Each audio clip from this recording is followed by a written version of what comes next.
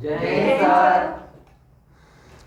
जय हिंद बच्चों, इस समय आप लोग महामना शूट के YouTube चैनल से जुड़े हुए हैं और इस चैनल में मैं आप सबका स्वागत करता हूं। आज हम लोग class 12 physics Hindi medium NCERT book के सेकंड पेपर के 6th चैप्टर को हम लोग पढ़ रहे हैं, अर्धचालक इलेक्ट्रॉनिकी और फिर ये पदार्थ युक्तियाँ तथा सरल परिपथ।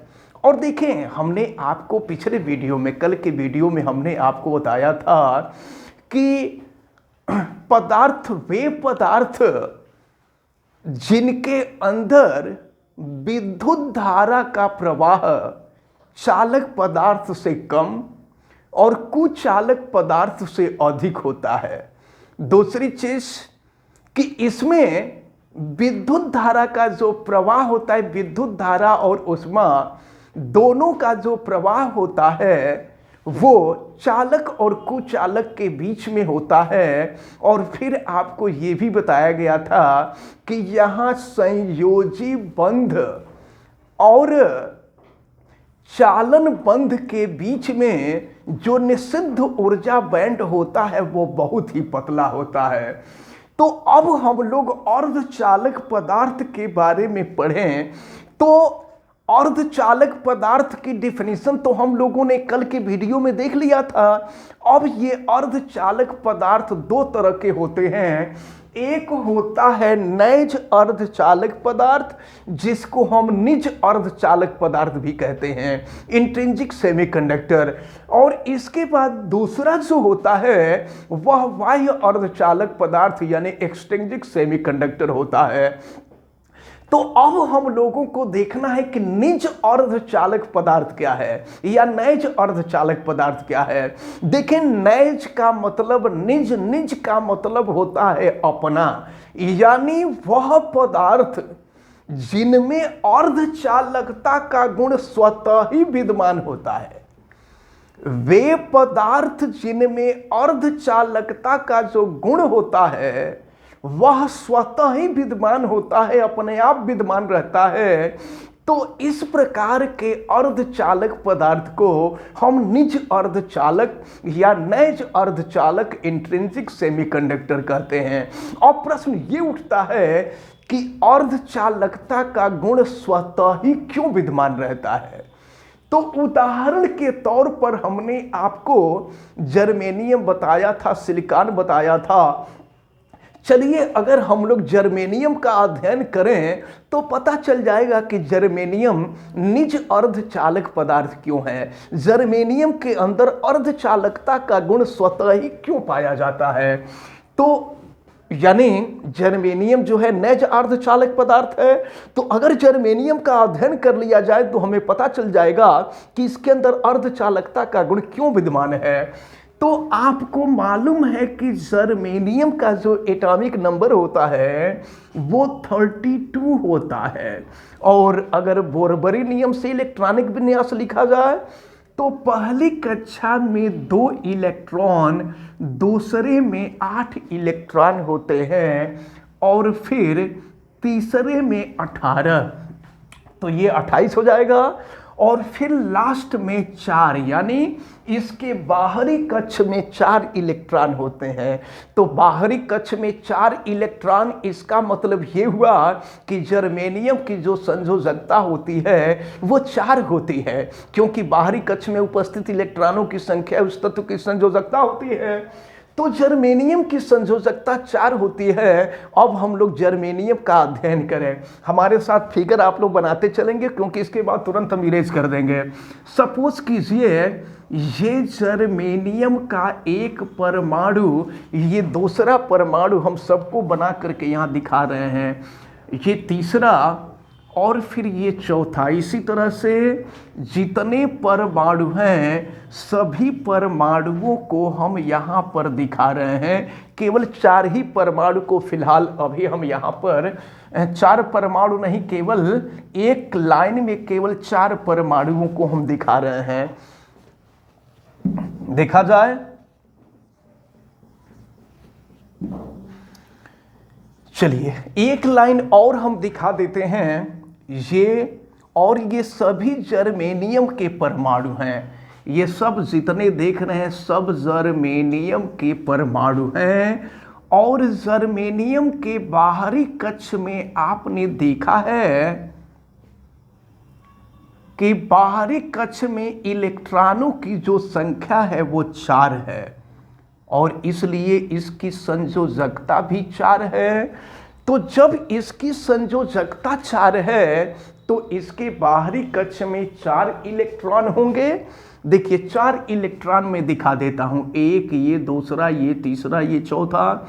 फिर इसी तरह से इसके चारों इलेक्ट्रॉन, ये बाहरी कक्ष है, बाहरी कक्ष के इलेक्ट्रॉन को हम दिखा रहे हैं। तो देखें इसकी क्या व्यवस्था होती है।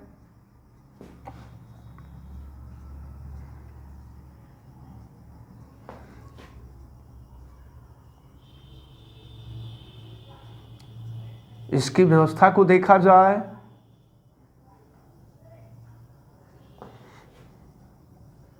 कॉपी करते जाइएगा आप लोग सभी लोग।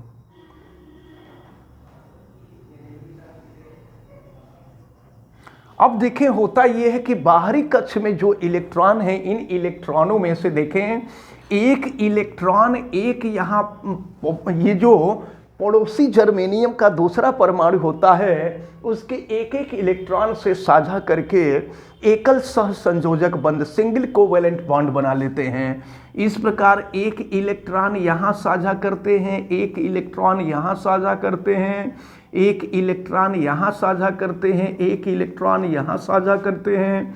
फिर यहाँ पर देखें ये जितने इलेक्ट्रॉन होते हैं ये सभी इलेक्ट्रॉन जो होते हैं सिंगल कोवैलेंट बॉन्ड के साथ ये बंध जाते हैं।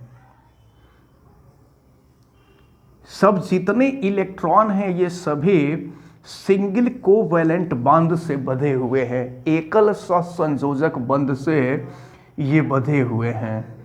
तो अब देखिए क्या है, एकल सहसंयोजक बंध से ये जितने इलेक्ट्रॉन हैं सभी इलेक्ट्रॉन बंध गए। तो अब देखिए क्या है, तो जब मुक्त इलेक्ट्रॉन नहीं रहेगा तो तत्व को, कुचालक पदार्थ को कुचालक पदार्थ की तरफ बिहेव करना चाहिए, कुचालक पदार्थ की तरफ व्यवहार करना चाहिए। लेकिन देखिए यहां होता क्या है, यहां होता ये है कि देखिए किसी भी जर्मेनियम के बाहरी कक्ष में उपस्थित जो 4 इलेक्ट्रॉन होते हैं अपने चारों तरफ के 4 परमाणुओं के एक एक इलेक्ट्रॉनों से साझा करके सिंगल कोवैलेंट बॉन्ड बना देते हैं। तो सिंगल कोवैलेंट बॉन्ड जब बन जाता है तो ये जो है कुचालक की तरफ व्यवहार करना चाहिए क्योंकि इसमें एक भी इलेक्ट्रॉन मुक्त नहीं है। लेकिन जानते हैं क्या होता है, सामान्य ताप पर, नॉर्मल टेम्परेचर पर, सामान्य ताप पर 10⁹ परमाणुओं में से एक परमाणु के बीच का जो बंध होता है वो बंध टूट जाता है। तो जब एक बंध टूट जाता है तो देखिए एक बंध के टूटने से क्या होता है, तो 2 इलेक्ट्रॉन मुक्त हो जाते हैं। एक इलेक्ट्रॉन ये है, दूसरा ये इलेक्ट्रॉन है, ये दोनों इलेक्ट्रॉन मुक्त हो जाते हैं। तो अब देखिए क्या हुआ, यहां पर इलेक्ट्रॉनों की संख्या न तो बहुत अधिक है और न ही बहुत कम है। तो यहां पर इलेक्ट्रॉनों की जो संख्या है, यानी ऐसा भी नहीं कि बिल्कुल मुक्त इलेक्ट्रॉन नहीं है। अगर बिल्कुल मुक्त इलेक्ट्रॉन नहीं होते तो ये कुचालक की तरह व्यवहार करता, अगर बहुत ज्यादा मुक्त इलेक्ट्रॉन होते तो ये चालक की तरह व्यवहार करता। लेकिन यहां पर इलेक्ट्रॉनों की जो संख्या आप देख रहे हैं, ये इलेक्ट्रॉनों की संख्या कुचालक पदार्थ से अधिक और फिर चालक पदार्थ से कम है। यही कारण है कि जर्मेनियम जो होता है यह निज अर्धचालक पदार्थ की तरह व्यवहार करता है। तो ये रहा, यानी हमने आपको बता दिया कि जर्मेनियम निज अर्धचालक पदार्थ की तरह क्यों व्यवहार करता है। अब इसके बाद हम आगे आपको बताएंगे कि बाह्य अर्धचालक पदार्थ क्या होता है, यानी बाह्य अर्धचालक, निज अर्धचालक पदार्थ जो होता है ये बाह्य अर्धचालक पदार्थ की तरह कैसे व्यवहार करता है। और फिर हम आपको ये भी बताएंगे कि बाह्य अर्धचालक 2 प्रकार के क्यों होते हैं, पी टाइप का सेमीकंडक्टर क्यों होता है, है, एन टाइप का सेमीकंडक्टर क्यों होता है, और फिर इसके बाद इनको जोड़ करके पीएन जंक्शन कैसे बनाया जाता है, पीएन संधि डायोड कैसे बनाया जाता है, और फिर ट्रांजिस्टर कैसे बनाते हैं, पीएनपी ट्रांजिस्टर, एनपीएन ट्रांजिस्टर कैसे बनाते हैं, इन सब के बारे में हम लोगों को डिटेल में पढ़ना है। फिलहाल आज आप सभी लोग समझ गए कि जर्मेनियम अर्धचालक की तरह व्यवहार क्यों करता है? Yes sir. तो अब जो लोग वीडियो देख रहे हैं, हमें उम्मीद है कि आप लोग भी समझ गए होंगे।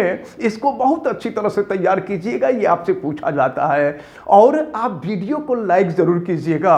अगर आप चैनल पे नए हैं तो चैनल को सब्सक्राइब भी कर लीजिए, बेल आइकन को भी प्रेस करें। और अगर किसी प्रकार की कोई दिक्कत समझ में आती है तो आप हमें कमेंट करके जरूर बतावें, और वीडियो को मैक्सिमम स्टूडेंट तक शेयर करें। आप सभी लोगों का बहुत बहुत धन्यवाद। जय हिंद।